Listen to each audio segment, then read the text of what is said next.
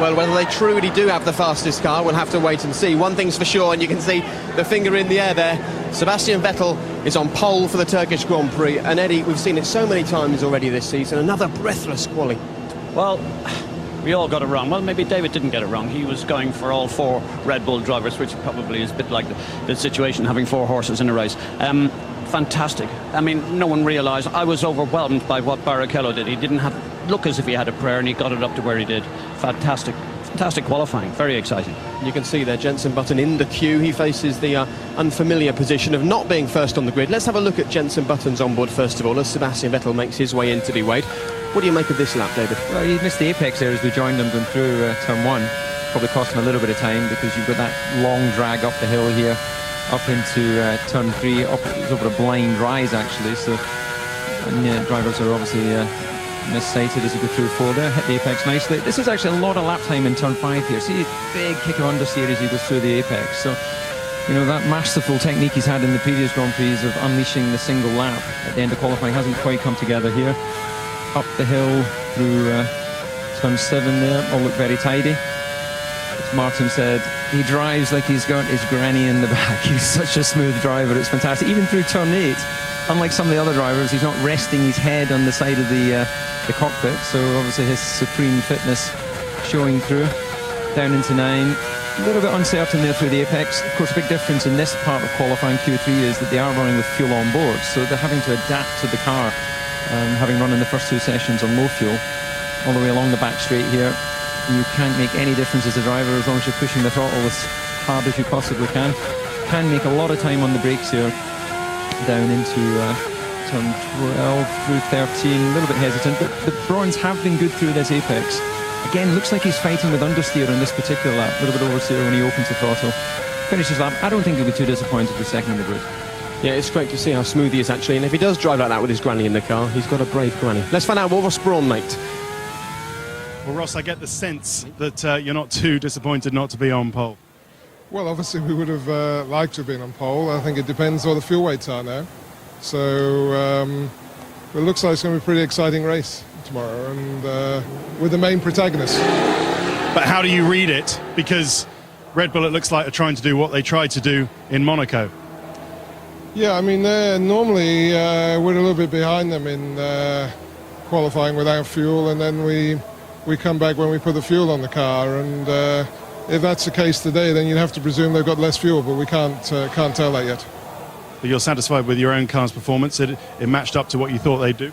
Yeah, and I think the engineers and drivers did a great job. We had a little bit of trouble yesterday. We weren't in good shape.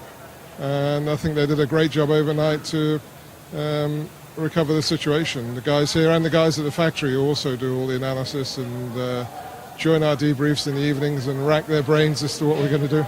So what kind of a race do you think we're going to get tomorrow? Jenson and Rubens shadowing the Red Bulls and then let the strategy play out?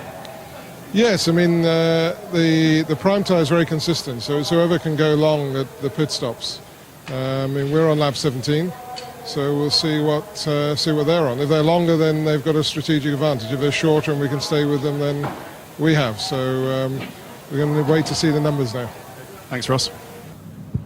I enjoyed Ross Brawn's very confident smirk there. He knows that they're still in the pole position. I mean, you know, he says we are the main protagonists. We'll have to wait and see what happens. But let's talk about Sebastian Vettel. Ted intimated that perhaps he's running a light car, but what matters is that he is on pole. Talk us through his lap. Well, indeed, they'll be delighted to have that buffer away from the chaos cars. Hit the apex a lot tidier there than Jenson was able to, so there's less understeer in this car. He runs up through to, as I say, the blind entry to turn 3. Down the gears nicely. Small correction at the apex as he just plays with the limit of the grip. Into the apex. To 5. Into 6. Again, a little bit wide in exit, but he doesn't seem to be generating the understeer. If you look at the angle of the front tyres rather than the steering angle, because different cars will have different speed of steering racks, quite a lot of feedback through the wheel there. That all indicates that he's generating good front load. As he approaches turn 8, the CV of the lift, maybe a slight hesitation, a lot of kickback in that steering wheel. You don't see that so much in the Brawn car, so that would indicate a little bit different geometry, possibly a different level of power steering. He runs down on the brakes into 9. Small kick of oversteer, consistent with what we saw when we were out on track on Friday. And then the driver can take a breather at this point now. not much you can do, just enjoy the scenery as you approach 320 kilometres an hour. It passes pretty quickly at that speed, I can assure you. I bet. Yeah, so then he starts focusing on that 100-metre braking point, hard on the brakes. Let's see if he gets into his apex. Yeah, that's sweet. He'll have his in-lap delta, knowing that he's on a good lap. He'll be getting more and more excited, realising one corner to go. Again, a distinct lack of understeer relative to the Brawn. So this Red Bull car is working well. And as we've said in the build-up to this, now we need to know how much fuel they had on board to know whether they really are the quickest car. OK, well, light fuel or not, that was the lap that put Sebastian Vettel on pole, and we can now hear from him. He's in the driver's press conference. Sessions, timing your last run in Q3 to the very last second. Yeah, so, I mean, after yesterday especially, so in Friday practice we had an engine failure, but yeah, we were not able to do a lot of laps. Still, I had a good feeling for the car, so I was quite confident today. But I mean, it's quite a surprise now to be quickest in all sessions, and obviously a great day today. Yeah, I'm very pleased. Finally, we made it. Last couple of races, we tried very hard, and finally we are ahead of these white guys. So, yeah, thanks for the team. Again, a great job also in the factory, because some of the parts arrived last minute, so it was quite an effort to fix them to the car, but we did it, and they are working, so everything is positive. Let's see tomorrow. Congratulations to you, Jensen. Looks like another so far well-paced weekend. A lot of drivers complaining about the grip level yesterday, and you're a little bit in the background there, but again, when qualifying's out there, front row of the grid. Yeah, yesterday was it was a tough day for everyone. I think it was so windy, and just couldn't get a balance with the car in those conditions. But immediately today, with some changes to the setup and also the wind calmed down, the car just seemed to be much better. And yeah, I got more to grips with the car, and we worked all the way through the day. And yeah, it's nice to be on the front row, and it's a great place to be for tomorrow. Obviously, well done to Sebastian for pipping us, and it's great. You know, we've got a lot of competition out there. It's not just the Red Bulls and the Brawns, but also the Ferraris are quick as well, and the Toyotas. So it's good. Well done to you, Jensen. And Rubens, consistent as we say, but a great team performance as well. Talk us through qualifying from your point of view.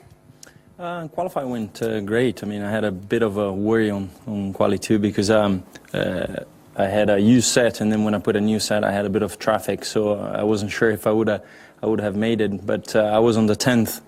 I was 7th, but on the 10th that everyone had it, but luckily in front.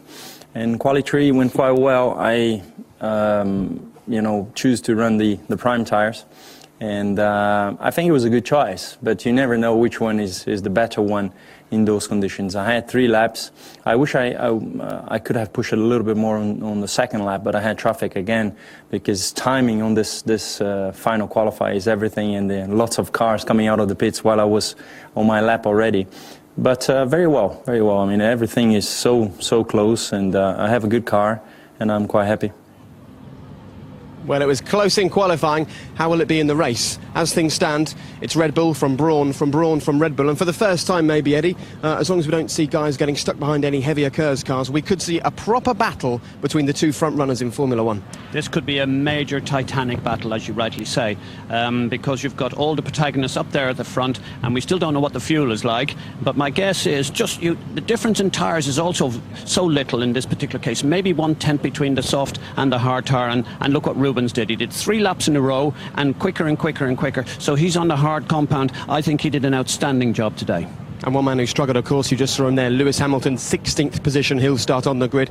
And David, you just run into Red Bull to have a little word with them, and the rumour is this is shaping up to be a pretty special race tomorrow. I think we're going to see a fantastic motor race. I think the Red Bull will be 1 or 2 laps shorter than the Brawn. That will give Brawn obviously the strategic advantage that Ross was talking about, but they've got to make sure they're close enough when it comes to the pit stops, and it could all come down to that great element, that teamwork, when we have the guys in the pits. So I'm really looking forward to tomorrow. We all are, and if you are as well, make sure you join us. BBC One tomorrow afternoon. Our coverage begins at 12:10, all the build-up from Turkey, so make sure that you do join us for that on BBC One, and also on the Red Button and the BBC Sport website. Straight after us today, it's coverage of the Derby, and the actual race itself gets underway at 3:45. So there you go. Tomorrow on BBC One, it's the Turkish Grand Prix. As for Brawn, well, it's looked like the other guys are taking the fight to them. See you tomorrow.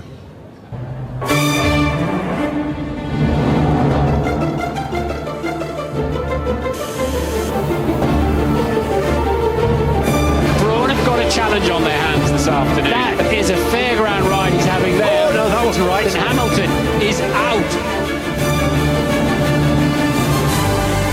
Button drives like a chauffeur. He's so smooth with the car. Both McLarens out before Q3. See Vettel